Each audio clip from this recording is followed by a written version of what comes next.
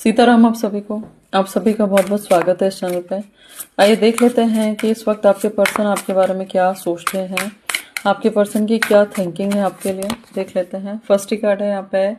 आपके पर्सन आपको कहना चाहते हैं आई वॉन्ट टू से आई लव यू। ठीक है, ये कहना चाहते हैं कि आप आपसे बहुत प्यार करते हैं और आप इनके दिल में हमेशा रहते हो।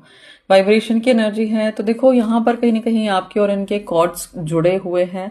एंड आपके पर्सन कहना चाहते हैं भले ही आप और ये एक दूसरे से बात नहीं करते हैं बट फिर भी कहीं ना कहीं आप दोनों एक दूसरे से कनेक्टेड होते हो।